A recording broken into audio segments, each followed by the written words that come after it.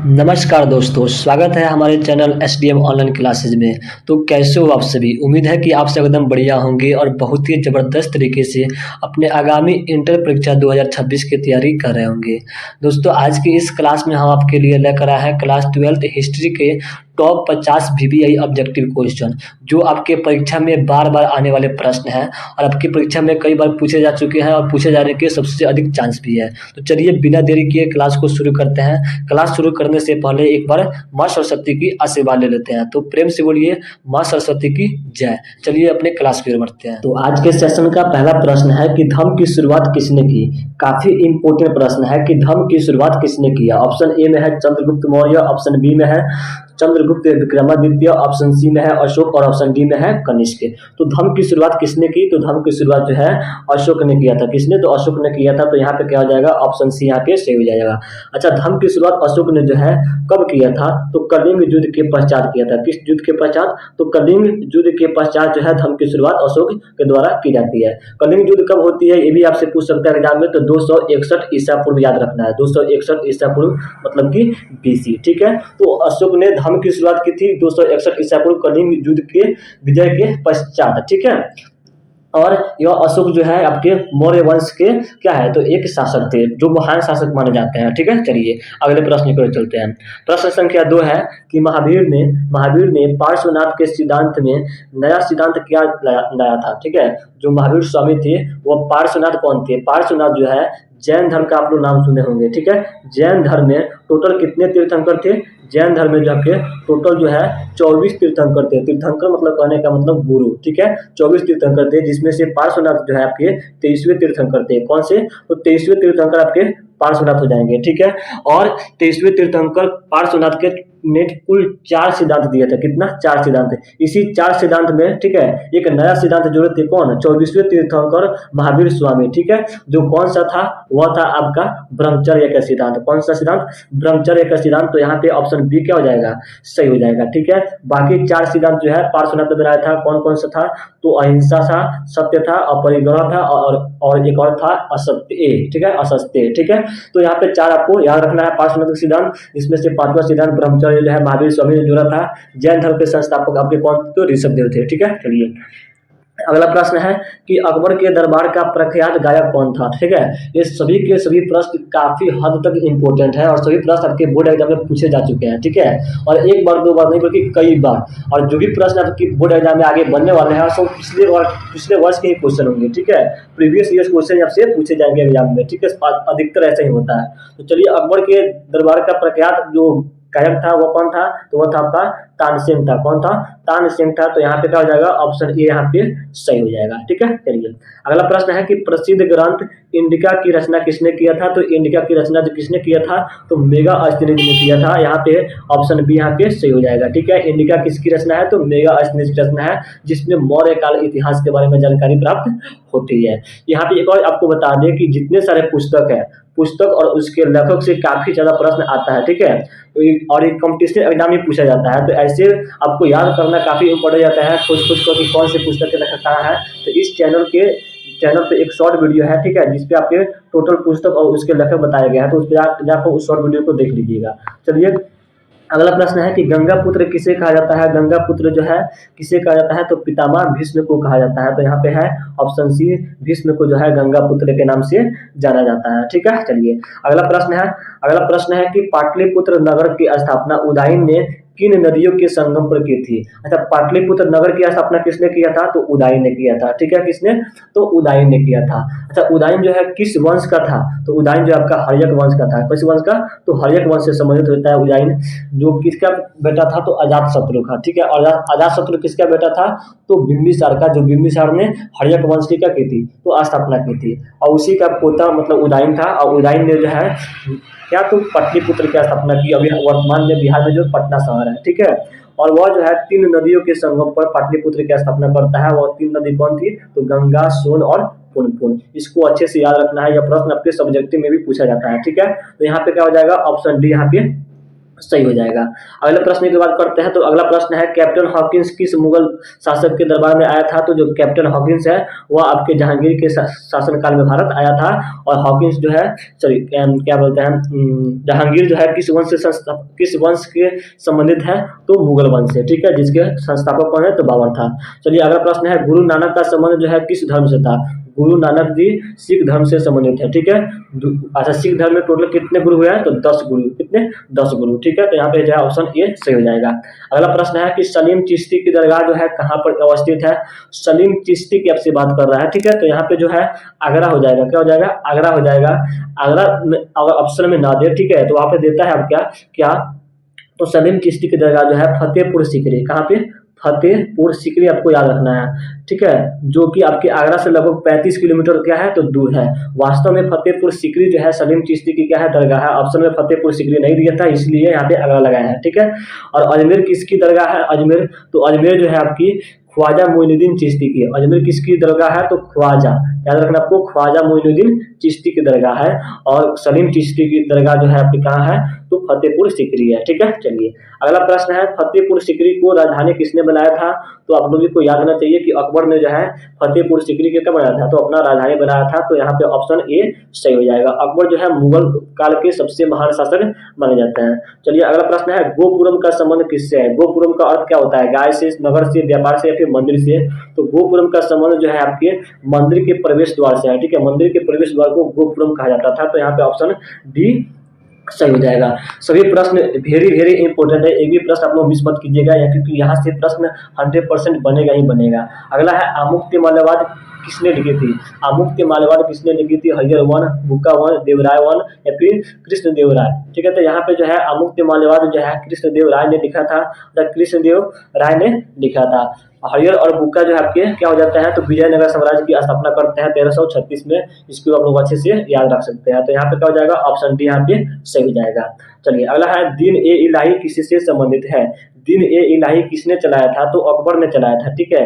जिस तरह से अशोक ने किसकी शुरुआत की थी? तो धर्म की। अशोक ने किसकी शुरुआत की थी? तो धर्म की शुरुआत की थी। उसी तरह से दीन ए इलाही किसकी शुरुआत कौन कौन करता है? तो अकबर करता है, ठीक है। चलिए अगला है माई एक्सपेरिमेंट्स विथ ट्रुथ किसकी आत्मकथा है? यह एक आत्मकथा है, ठीक है। माई एक्सपेरिमेंट विथ ट्रुथ मतलब समझे कि एक पुस्तक की तरह है। तो यह किसका है?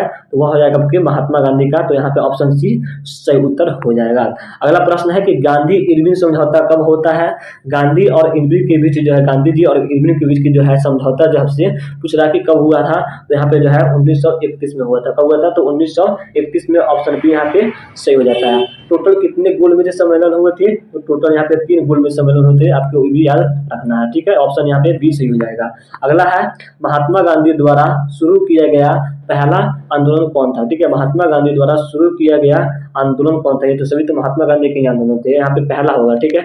इसमें ऐड कर लीजिएगा, महात्मा गांधी द्वारा शुरू किया गया पहला आंदोलन कौन था? पहला जन आंदोलन कौन था? फिर पहला आंदोलन कौन था? तो वह था आपका नील आंदोलन। कौन था? नील आंदोलन था, ठीक है, जिसको जो है चंपारण सत्याग्रह आंदोलन कर सकते हैं या फिर तीन कठिया प्रणाली के नाम से भी जाना जाता है। तो यहाँ पे क्या हो जाएगा? ऑप्शन ए यहाँ पे सही हो जाएगा, जो 1917 में शुरू हुआ था। कहाँ से? तो बिहार के चंपारण जिला से, ठीक है। इसको अच्छे से याद रखिएगा। अगला प्रश्न है गांधी जी ने असहयोग आंदोलन किस वर्ष प्रारंभ किया था? गांधी जी से संबंधित काफी सारे प्रश्न जो आपके बोर्ड एग्जाम में पूछे जाते हैं। 3-4 चैप्टर ऐसे हैं जिससे प्रश्न सबसे ज्यादा पूछे जाता है। पहला जो चैप्टर है आपका वो हड़प्पा से होता है, दूसरा चैप्टर से प्रश्न पूछे जाते हैं, ठीक है, और जिसमें गुप्त काल से लेकर मौर्य काल के बारे में पूछा जाता है। तीसरा नहीं, पांचवा चैप्टर जो है क्या बोलते हैं, अकबर से संबंधित, ठीक है, मुगल वंश से संबंधित जो चैप्टर है उससे ज्यादा प्रश्न पूछे जाते हैं, ठीक है। उसके अलावा यहाँ पे 1857 की क्रांति जो है उससे भी काफी ज्यादा हद से प्रश्न पूछे जाते हैं, और उसी में आपका आता है गांधी युग, और गांधी युग से भी काफी हद से ज्यादा प्रश्न पूछे जाते हैं। ये सभी चैप्टर काफी इंपॉर्टेंट है, अगर इतना आप लोग कर लेते हैं तो आपको 50 नंबर कंप्लीट हो जाएगा, ठीक है। तो चलिए यहाँ पे है गांधी जी ने असहयोग आंदोलन कब शुरू किया था? तो 1920 में शुरू किया था। शुरू कब किया था? 1920 में। और खत्म कब किया था? तो 1922 में। खत्म कब किया था? 1922 में। शुरू कब किया था? तो 1920 में। दोनों याद रखना है।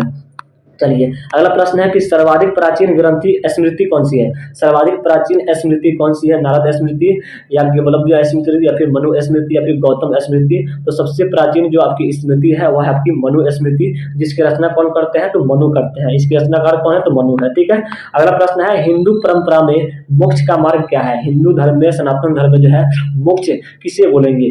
जो इसके पास ज्ञान हो, जिसके पास कर्म हो और भक्ति, ये तीनों है। ठीक है ना जी, मतलब आपको ज्ञान भी अर्जित करना होगा, कर्म भी करना होगा, सही कर्म, कर्म मतलब कि सही कर्म। अब सही कर्म कब होगा? जब आपके पास ज्ञान होगा। ठीक है, और ऐसा नहीं है, अच्छा ज्ञान होगा तभी जाके आप सही कर्म कर पाइएगा, और इसके साथ साथ आपको भक्ति की करनी होगी। ठीक है, ये तीनों चीज आपके अगर पास है तो आप मोक्ष की प्राप्ति की ओर बढ़ सकते हैं, ऐसा हिंदू परंपरा में माना जाता है। तो यहाँ पे क्या हो जाएगा? ऑप्शन डी यहाँ पे सही हो जाएगा। अगला है मुद्रा राक्षस किसकी रचना है? तो मुद्रा राक्षस जो है आपकी विशाख दत्त की रचना है। कौटिल्य की रचना कौन सी है? कौटिल्य की, तो अर्थशास्त्र जो है कौटिल्य की रचना है। मेगास्थनीज की इंडिका है और विशाख दत्त की मुद्रा राक्षस है। अगला है वेदों की संख्या कितनी है? वेद आपके टोटल कितने हैं? तो वेद की संख्या यहाँ पे 4 है। पुराण कितने हैं? पुराण, तो पुराण की संख्या जो है आपकी 18 है। महाभारत कितने दिनों तक चला था? महाभारत का युद्ध कितने दिनों तक चला था? तो 18 दिनों तक ही चला था। ठीक है, ये सारी चीज आपको याद रखना है। अगला है कि अशोक जो है किस वंश का शासक था? तो हमने सबसे पहला जो क्वेश्चन था वहीं पे बताया था कि अशोक जो है 261 ईसा पूर्व में कलिंग का युद्ध करता है, यहाँ पे धर्म की शुरुआत करता है, जो कि मौर्य वंश से संस्थापक, मौर्य वंश से संबंधित हो जाएगा। मौर्य वंश के शासक संस्थापक कौन थे? तो चंद्रगुप्त मौर्य थे। ये भी आपको याद रखना है। अगला प्रश्न है कि राजतरंगिणी के लेखक कौन है? देखिए, पुस्तक से काफी हद से ज्यादा प्रश्न पूछे जाते हैं, तो सभी पुस्तकों को अच्छे से याद कर लीजिएगा। इसी चैनल के शॉर्ट वीडियो में जाइएगा, वहाँ पे सभी पुस्तक के 3 शॉर्ट वीडियो बनाए हैं, उसको आप लोग स्क्रीनशॉट लेकर डाउनलोड करके अच्छे से याद कर लीजिएगा। तो यहाँ पे राजतरंगिणी के जो लेखक है वह कौन है? तो वह है कलहड़। कौन है? तो कलहड़। यहाँ पे जो आपका ऑप्शन डी सही हो जाएगा। अगला प्रश्न है 24 नंबर, त्रिपिटक साहित्य है किससे संबंधित है? त्रिपिटक जैन, बौद्ध, शैव या फिर वैष्णव? तो त्रिपिटक जो है क्या है? तो बौद्ध धर्म से संबंधित है। 3 टोकरियों का समूह माना गया है। ठीक है, जो बौद्ध धर्म से संबंधित है, भगवान बुद्ध से संबंधित है। त्रिपिटक जो है 3 है, 3 पुस्तक की है ना, जिसमें टोकरियां माना जाता है, 3 टोकरियां जिसमें पुस्तक रखी गई हो। ठीक है, उसी को त्रिपिटक बोलते हैं। तो यहाँ पे क्या हो जाएगा? ऑप्शन बी यहाँ पे सही हो जाएगा। 3 पिटक कौन कौन से हैं? तो श्वेत पिटक, विनय पिटक और अभिधर्म पिटक, इसको भी आप लोग अच्छे से याद रखिएगा। अगला है हीनयान और महायान संप्रदाय किस धर्म से संबंधित है? संप्रदाय मतलब कि एक ऐसा धर्म जो टूट गया हो। ठीक है, 2 भागों में टूट गया, वही हो गया आपका संप्रदाय। तो यहाँ पे जो है हीनयान और महायान वो आपके बौद्ध धर्म से संबंधित है। तो यहाँ पे क्या हो जाएगा? ऑप्शन यहाँ पे बी सही हो जाएगा। इसके अलावा वो आपको और याद रखना है श्वेतांबर, श्वेतांबर और दिगंबर। श्वेतांबर और दिगंबर जो आपके किससे संबंधित हो जाते हैं? ये हो जाते हैं आपके जैन धर्म से। श्वेतांबर और दिगंबर जो है जैन धर्म से संबंधित है, और हीनयान महायान बौद्ध धर्म से। अगला है कि निम्नलिखित विद्वानों में कौन सा सर्वप्रथम भारत आया था? Hiuen Tsang, Ibn Battuta, Marco Polo या फिर थायान? इन सब में से जो है भारत में आने वाला सबसे पहला व्यक्ति कौन था? तो वह था कौन? तो ह्वेनसांग था। कौन था? तो ह्वेनसांग था। यहाँ पे क्या हो जाएगा? ऑप्शन डी यहाँ पे सही उत्तर हो जाएगा। ठीक है, चलिए अगला प्रश्न है कि महात्मा बुद्ध को महापरिनिर्वाण की प्राप्त कहाँ हुई थी? महापरिनिर्वाण मतलब कि मृत्यु मतलब कहाँ पे हुई थी? ठीक है, ऐसे पूछ रहा है। तो कपिलवस्तु, पाटलिपुत्र, कुशीनगर या फिर गया में? तो महात्मा बुद्ध को महापरिनिर्वाण की कहाँ प्राप्त हुई थी? तो कुशीनगर में हुई थी। कहाँ पे? तो कुशीनगर में। ज्ञान की प्राप्ति कहाँ हुई थी? तो ज्ञान जो आपके गया में मिला है। ज्ञान कहाँ पे? गया में। जन्म कहाँ हुआ था? तो नेपाल के तराई वन में है ना, लुम्बिनी जिसका नाम है, कपिलवस्तु के निकट, उस वन में हुआ था।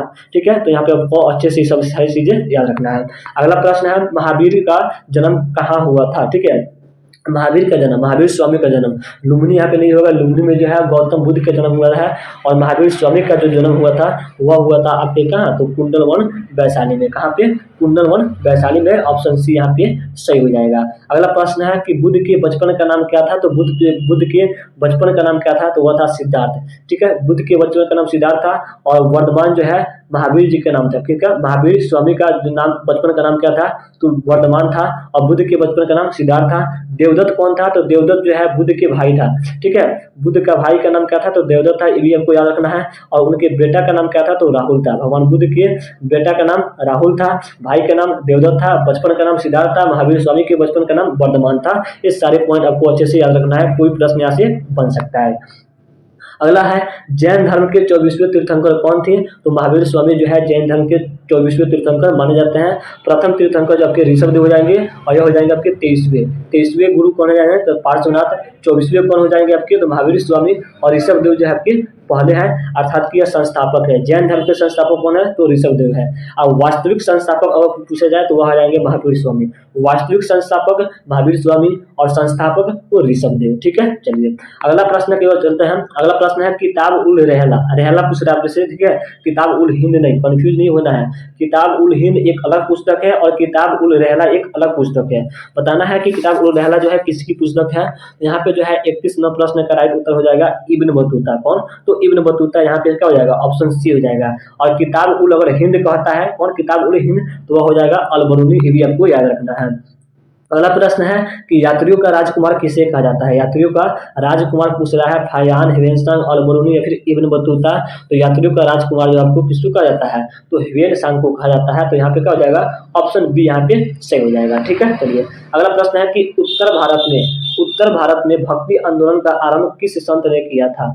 उत्तर भारत में भक्ति आंदोलन का शुरुआत जो है किसने किया था? कबीर जी ने, नानक जी ने, रामानंद जी या फिर चैतन्य महाप्रभु। तो उत्तर भारत में पूछ रहा है तो यहाँ पे हो जाएगा क्या? तो रामानंद जी। कौन? तो रामानंद जी। यहाँ पे ऑप्शन सी सही हो जाएगा। अगला प्रश्न है कि जहांगीर का शासनकाल कौन था? ठीक है, जहांगीर, अच्छा जहांगीर जो है किस नंबर का शासक था, मतलब कौन सा इसका नंबर था? मुगल वंश से संबंधित यह शासक है। कौन? तो जहांगीर। कितने नंबर पर था यह, मतलब किसका बेटा था? तो आपको याद रखना है बाबर, हुमायूं, अकबर, जहांगीर। अकबर के बेटा का नाम क्या था? तो जहांगीर था। तो वही पूछ रहा है कि जहांगीर जो है कब राजा बनता है। तो आपको याद रखना चाहिए कि सबसे पहले कि अकबर जो है कब उनकी पद खत्म होती है, तो 1605 में। तो वहीं से क्या हो जाता है? इसके बेटे की राज पाठ शुरू हो जाती है, अर्थात कि 16 से 5 से लेकर 1627 तक। ऑप्शन डी यहाँ पे सही हो जाएगा। अगला प्रश्न है 35 नंबर के निम्नलिखित में से अकबर किस पर अधिकार नहीं कर सका? एक अभी तक का सबसे ज्यादा कंफ्यूज वाला प्रश्न है और यहाँ पे आज आपके कंफ्यूज को हम लोग दूर करने वाले हैं। ठीक है, ध्यान रखिएगा, आपके कंफ्यूज में रहता है ये प्रश्न। ठीक है, कोई टीचर जो है मेवाड़ बताता है और कभी कोई टीचर जो है आपके चित्तौड़गढ़ बताते हैं। तो हम यहाँ पे एकदम 100% आपके सही बताने वाला है। ठीक है, इसको अच्छे से सुनिएगा। अकबर जो है किस पर अधिकार नहीं कर सका, यह प्रश्न पूछ रहा है। अकबर किस पर अधिकार नहीं कर सका? वह हो जाएगा आपका मेवाड़। ठीक है, देखिए आपको अच्छे से समझाते हैं। मेवाड़ पर अधिकार नहीं कर पाया। ठीक है, जैसे यहाँ पे समझिए, फिगर से समझिए। यह आपका हो गया मेवाड़, ठीक है, और यह आपका हो गया चित्तौड़गढ़ किला। ठीक है, यह है आपका चित्तौड़गढ़, ठीक है, और यह हो गया आपका मेवाड़। ये टोटल मेवाड़ हो गया। ठीक है, और यह होगा आपका कौन? तो चित्तौड़गढ़। कौन हो गया? तो यह हो गया चित्तौड़गढ़। अकबर जो है इस किले को जीत लिया था। ठीक है, इस किले को जीत लिया था, लेकिन संपूर्ण मेवाड़ को नहीं जीत पाया था। तो प्रश्न उम्मीद है कि आपको समझ में आ गई होगी। इस किला को जीत लिया था, किस किला को? तो चित्तौड़गढ़ किले को जीत लिया था, लेकिन संपूर्ण मेवाड़ पर अधिकार नहीं कर पाया था। तो यहाँ पे ऑप्शन ए यहाँ पे सही हो जाएगा। उम्मीद है कि आपकी कंफ्यूज क्या हो गई होगी, तो दूर हो गई होगी। ठीक है, चलिए अगले प्रश्न पे चलते हैं। अगला प्रश्न है कि अकबर का संरक्षण कौन था? तो अकबर का संरक्षण आपका बैरम खां था। ऑप्शन यहाँ पे डी क्या हो जाएगा? सही हो जाएगा। ठीक है, चलिए अगला प्रश्न है कि 1857 का विद्रोह आरंभ हुआ था किस तारीख को? ठीक है, 1857 से काफी हद से ज्यादा प्रश्न पूछे जाते हैं, तो इसको अच्छे से अपने देख लीजिएगा। 1857 का विद्रोह जो है आपको 10 मई को आरंभ हो जाता है। किस तारीख को?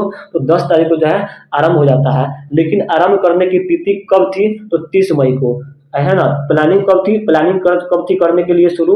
तो 30 मई को ऐसा कहा गया है कि 30 मई को प्रारंभ किया जाएगा, लेकिन 10 मई को क्या हो गया? तो आरंभ हो गया। कौन? 1857 की क्रांति। और इसमें जो है अंग्रेजों की विजय हुई थी। ठीक है, चलिए यह जो है पहला क्या था? तो स्वतंत्रता संग्राम था। पहला स्वतंत्रता संग्राम 1857 की क्रांति को माना जाता है।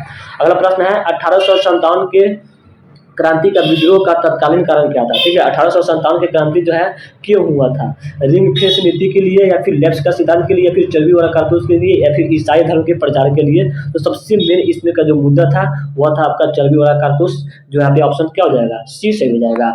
अगला प्रश्न है 1857 के समय, ठीक है, 1857 के समय भारत का बादशाह कौन था? ठीक है, बादशाह जो आपके मुगल वंश में माने जाते हैं। ठीक है, तो यहाँ पे ध्यान रखिएगा कि मुगल वंश का कोई शासक होगा, तो यहाँ पे कौन था? बहादुर शाह द्वितीय। और बहादुर शाह द्वितीय अर्थात कि सेकंड, यहाँ पे क्या हो जाएगा ऑप्शन सी यहाँ पे सही हो जाएगा। ठीक है, इसको जो है क्या करते हैं अंग्रेज, तो अंग्रेज इसको जो है बंदी बनाकर रंगून जेल भेज देते हैं, ये भी आपको याद रखिएगा, और वहां पर इसकी मृत्यु हो जाती है। अगला प्रश्न है कि भारत में रेलवे की शुरुआत कब होती है, काफी इंपोर्टेंट प्रश्न है। रेलवे की शुरुआत पूछ रहा है भारत में, तो भारत में हुई थी 1853 में, भारत में 1853 में। ठीक है, मुंबई से थाने तक पहली बार चली थी, कहां से, तो मुंबई से लेकर थाने तक आपकी जो है भारत में पहली बार ट्रेन चली थी, थाने तक। इसको भी आपको याद रखना है क्योंकि यहाँ पे भी प्रश्न पूछता है कि भारत में पहली बार ट्रेन कहाँ से कहाँ तक चली थी, तो मुंबई से थाने तक। कब चली थी, तो 1853 में। ठीक है, अच्छा विश्व में सबसे पहले कहाँ चली थी, तो 1825 में, वो भी कहाँ पे, तो इंग्लैंड में, ये भी आपको याद रखना है। ठीक है, चलिए अगला प्रश्न है कि पलासी में अंग्रेजों तथा बंगाल के नवाबों में युद्ध हुआ था कब, पलासी में अंग्रेजों तथा बंगाल के नवाबों के बीच कब युद्ध हुआ था, तो 1857 के बीच में। ठीक है, यहाँ पे कहा जाएगा ऑप्शन सी यहाँ पे सही हो जाएगा, जिसमें जो अंग्रेजों की क्या हुई थी, तो विजय हुई थी। ठीक है, और बंगाल के नवाबों की हार हुई थी। अगला प्रश्न है सविनय अवज्ञा आंदोलन कब आरंभ हुआ था, सविनय अवज्ञा आंदोलन पूछ रहे हैं आपसे, तो 1930 हो जाएगा, जो गांधी जी द्वारा शुरू किया गया था, ऑप्शन सी यहाँ पे सही हो जाएगा 42वें प्रश्न का। अगला प्रश्न है जलियांवाला बाग हत्याकांड किस वर्ष शुरू हुआ था, काफी हद तक काफी इंपोर्टेंट प्रश्न है। जलियांवाला बाग जो है आपका 1919 में शुरू हुआ था, इसी के कारण जो है महात्मा गांधी जो है 1920 में क्या करते हैं, तो असहयोग आंदोलन शुरू करते हैं, और 1922 में उसको चौरा चौरी कांड जब होता है तो उससे क्या कर देते हैं, तो वापस कर देते हैं। ठीक है, असहयोग आंदोलन को शुरू करने का कारण क्या था, असहयोग। ठीक है, असहयोग यहाँ पे लिख लीजिएगा। असहयोग आंदोलन कब शुरू हुआ था, तो 1920 में। कब, 1920 में, किसके कारण, तो जलियांवाला बाग हत्याकांड के कारण। ठीक है, 1919 में होता है जलियांवाला बाग हत्याकांड, इसके अगले साल जो है 1920 में क्या होता है, असहयोग आंदोलन। फिर जो है यह 2 साल चलता है, कितने साल, 2 साल, और उसके 2022 में जो है, सॉरी 1922 में जो है आपका क्या होता है, तो चौरा चौरी कांड हो जाता है ना, पुलिस थाना को ही फूंक दिया जाता है। तो उसके कारण लेकर क्या किए, तो गांधी जी ने अपना आंदोलन जो है असहयोग आंदोलन वापस ले लिए 1922 में।